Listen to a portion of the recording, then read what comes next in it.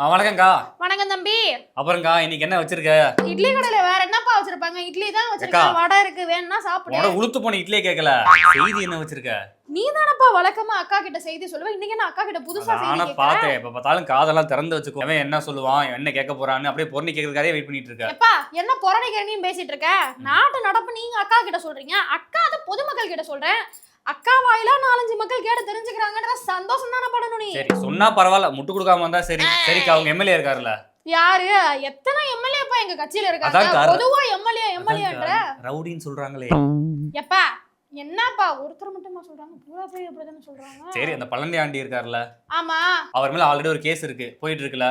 ஆமா. இப்ப வந்து என்னன்னா ஆதாரம் சிக்கி இருக்கான். என்னப்பா ஆதாரம்? சிசிடிவி ஆதாரம் தான். அவங்க கொலைவெறி தாக்குதல் பண்ணிருக்காராம். எப்பா அவர் அந்த மாதிரி பண்ணக்கூடிய நபர்லாம் கிடையாதுப்பா. எங்க கட்சியில இருக்கவங்களையும் எங்க ஆளுங்களையும் இந்த மாதிரி துஷ்பிரயோகம் பண்ணணும், இந்த மாதிரி சித்தரிக்கணும்ன்றதுக்காகவே இந்த இப்ப எல்லாம் நிறைய வந்துருச்சுல, அந்த மாதிரி எடிட் பண்ண காட்சிகள் பாதே.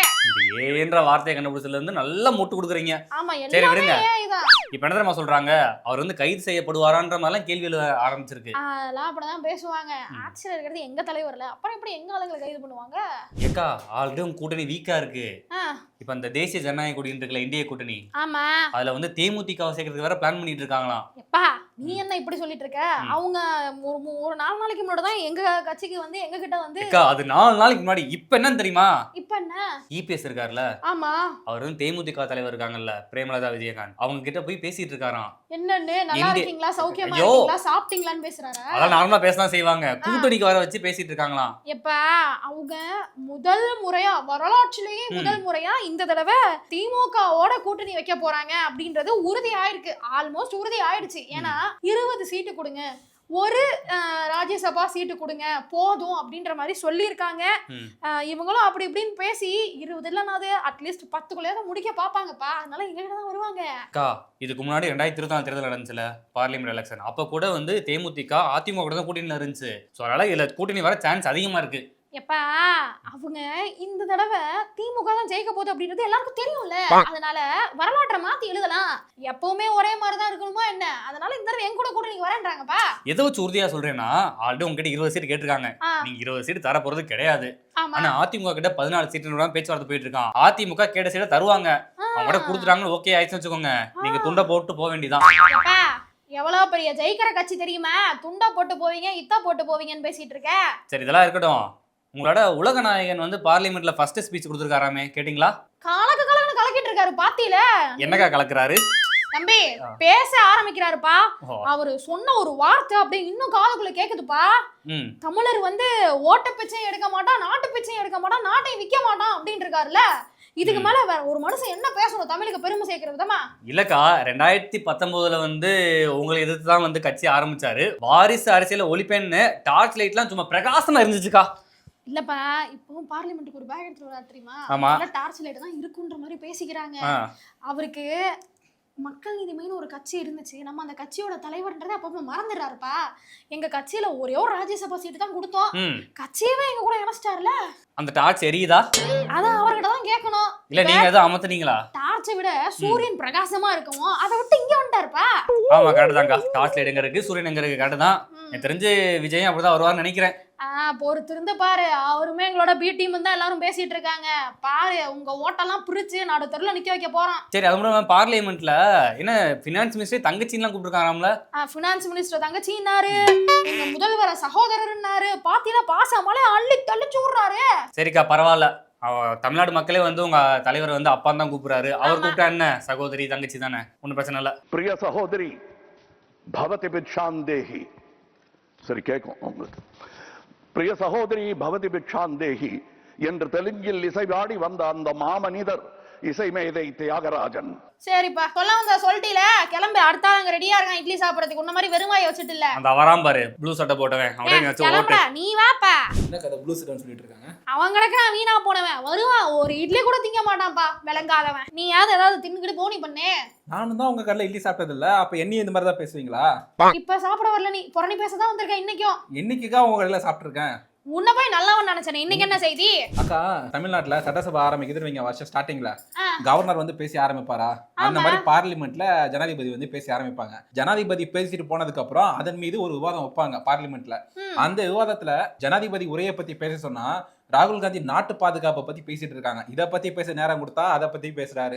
அவரு கேள்வி கேட்கறதுக்கு நேரம் கேட்டா நேரம் ஒதுக்கி இருக்குங்க அப்படின்னு சொன்னா இல்ல இப்பயே கேட்கணும் அப்படின்றாரு. விதிகளை உட்பட்டு நடந்துக்கோங்கக்கா. எப்பா, ரூல்ஸ் அண்ட் ரெகுலேஷன்ஸ்லாம் உங்களுக்கு தான், எங்களுக்கு கிடையாது. இருந்தால் மீறப்படும், அவ்வளவுதான். என்ன நீங்க சொல்ற நேரத்துல பேசினா நாங்க எப்படி கெத்தா இருக்கிறது? அதனால அவருக்கு எப்ப தோணுதோ அப்ப பேசுவாரு. என்ன பேசணும்னு தோணுதோ அதைத்தான் பேசுவாரு. அப்படிதான். எங்கெல்லாம் எங்க கூட்டணி ஜெயிக்குதோ அங்கெல்லாம் சமூக நீதி வென்றது, நீதி வென்றது அப்படின்னு பேசுவோம். இருங்க, சமூக நீதின்றீங்க. உங்க கட்சியில எத்தனை பேரு பட்டியலிடத்தை சேர்ந்தவங்க இருக்காங்க சொல்லுங்க, மாவட்ட செயலாளரா? எப்பா, கோடிக்கணக்கான பேர் இருக்காங்க. இதெல்லாம் உன்ன மாதிரி ஆளுங்களுக்கு எங்க புரிய போகுது? அக்கா முதல்ல என்ன சொல்றேன்னு கேளு. எங்கெல்லாம் இந்த பாஜக ஜெயிக்குதோ அங்கெல்லாம் ஓச்சோரி பண்ணிட்டாங்க, ஓட்டு திருட்டு பண்ணிட்டாங்க, விட்டா தேர்தல் திருட்டே பண்ணிட்டாங்கன்னு சொல்லுவோம்ல. அந்த டெக்னிக் எல்லாம் கையில வச்சுட்டு தானே ராகுல் காந்தி இன்னமும் காலத்தை ஓட்டிட்டு இருக்காரு. சரிங்க, இந்த டெக்னிக் எத்தனை நாளைக்கு யூஸ் ஆக போகுதுன்னு தெரியல. இந்த முன்னாடி ஒரு செய்தி சொன்னேன்ல, ட்ரம்ப் டாரிஃப் குறைச்சிட்டாங்கன்னு. நீங்க கூட பில்ட் அப்லாம் பண்ணீங்களே, எங்க தலைவர் தான் காரணம்னு. ஆமா. இப்ப திருப்பூர்ல இருக்கக்கூடிய இந்த துணி வியாபாரிகள்லாம் ரொம்ப குஷியில இருக்காங்களாம். ஏன்னா மீண்டும் இப்ப யூஎஸ்ஏக்கு ஏற்றுமதி பண்ண போறோம். ஐரோப்பிய யூனியன்ல கூட பாத்தீங்கன்னா 40 நாடுகள் இருக்கு. அந்த 40 நாடுகளுக்கு ஏற்றுமதி பண்ண போறோம் அப்படின்னு சொல்லிட்டு ஈஸ்வரா அப்படின்னு ஒரு குஷியில இருக்காங்க. அதான் ஈஸ்வரான்னு சொல்ல மாட்டாங்கப்பா, தலைவரே, ஸ்டாலினே, கடவுளே அப்படின்னு கும்பிட்டுருப்பாங்கப்பா. ஏன்னா இந்த தமிழ்நாட்டுல இருக்க மக்கள் இன்னைக்கு இவ்வளவு சந்தோஷமா செல்வ செழிப்போட இருக்காங்கன்னா என்ன காரணம்? எங்க தலைவர் மட்டும்தான்ப்பா காரணம். அவர் ஒரு வார்த்தை சொன்னா போதும், ட்ரம்ப்ல இருந்து கிரிம்ப் வரைக்கும் எல்லாம் கதிகலங்கி போயிடுவாங்கல்ல. சரி, இந்த செய்தி ஏற்கனவே சொல்லிட்டேன். திருப்பி ஏன் தெரியுமா சொன்னேன்? இப்போ உங்க தலைவர் காரணம்னு சொன்னீங்கல்ல, பாகிஸ்தானுடைய பிரதமர் இருக்கார்ல ஷபாஸ் ஷெரீஃப், அவர் ஒரு விஷயத்த பேசியிருக்காங்க. அதுக்கு உங்க தலைவர் குரல் கொடுப்பாரான்னு சொல்லுங்க. என்ன பேசியிருக்காரு? நாங்க வேற அப்ப போயிட்டு எங்க நட்பு நாடு கிட்ட போயிட்டு பிச்சை கேட்கற மாதிரி கடனை கேட்டுட்டு இருக்கோம் அப்படின்னு சொல்லி பேசியிருக்காரு. இதுக்கு உங்க தலைவர் ஒரு தீர்வு சொல்ல மாட்டாரா? இப்ப மாட்டினீங்க பாருங்க. எப்பா, நாங்க சிறுபான்மையினர் காவலர்ப்பா. அவங்க ஏதாவது சொன்னாங்கன்னா அவங்களை எதிர்த்தோ விமர்சனமோ கருத்தோ வைக்க மாட்டோம். அதாவது மத்தவங்க யாராவது ஏதாவது சொன்னா வைப்போம். பாகிஸ்தான்ன்றது ஒரு நாடுக்கா? பரவாயில்லப்பா, அங்கேயும் இஸ்லாமியர்கள் இருக்காங்கல்ல, அவங்களும் எங்களோட சகோதரிகள் எங்க தலைவர் சொல்லியிருக்காருப்பா. அங்கேயும் இந்துக்கள்லாம் ஒரு 4% இருக்காங்க.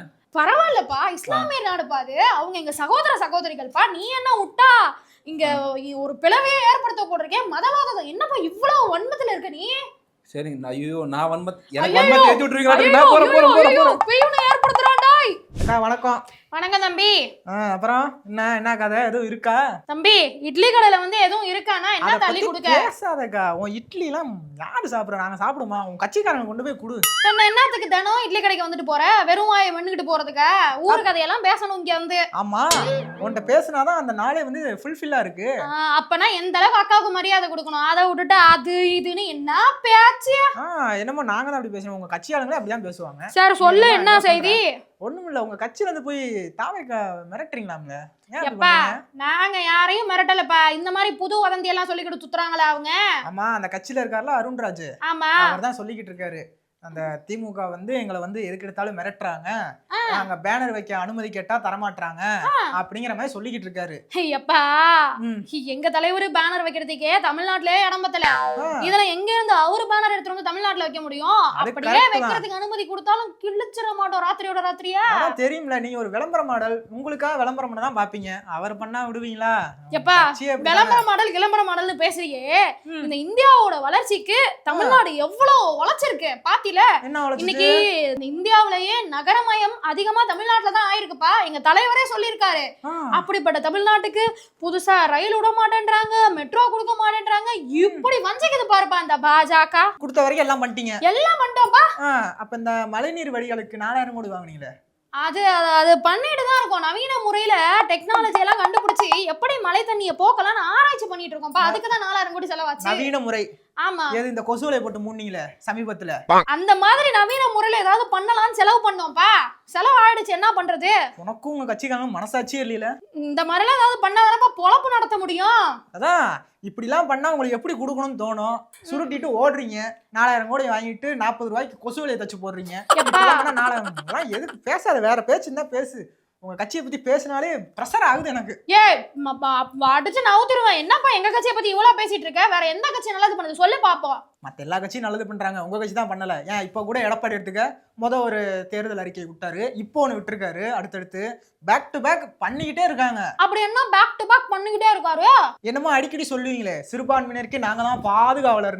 ஆமா, இப்போ நான் சொல்றேன், சிறுபான்மையினர் காவலர் நாங்க. எங்கேயாவது அவங்க மனது புண்படுற மாதிரி ஒரு விஷயம் நடந்ததுன்னு வை, போர் கொடி தூக்கிட்டு போயிட மாட்டோம். அத மட்டும் தான் செய்வீங்க, வேற என்ன செய்வீங்க? இப்ப எங்க தலைவர் எடப்பாடி எடுத்துக்க, சிறுபான்மையினர் மகளிர்களுக்காக சுயதொழில் செய்யறதுக்கு வட்டி இல்லா கடன், எப்படி வட்டி இல்லா கடன் அறிவிச்சிருக்காரு. உங்க தலைவர் செய்வாரா? எப்ப ஆட்சிக்கு வந்தாதானப்பா கொடுக்க முடியும், அறிவிக்கிறதோட சரி, மத்ததெல்லாம் நாங்க தான். நீங்க அது கூட செய்ய மாட்டீங்க. நீங்க பாரு, அறிக்கையும் விட மாட்டீங்க, 2026க்கு அப்புறம் ஆட்சிக்கும் வர மாட்டீங்க. இதுதான் உங்களுக்கு கடைசி ஆட்சி. பாக்குறியா? உங்க கட்சி கொடி கலர்லயே ஒரு துண்டு ஒண்ணு ரெடி பண்ணிக்கங்க, தலையில போட்டுக்கிட்டு போறதுக்கு. தம்பி, இந்த மாதிரி எல்லாம் பேசணும்னு வச்சுக்க, அடிச்சு இட்லி பானையில வச்சு அவிச்சிருவோம். பாத்து கிளம்பி பாரு. அதானே வன்முறை கட்சி தானே நீங்க. போனா போறேன்னு பேச கூப்பிட்டா எங்க கட்சியவே திட்டுறாங்க இவன்.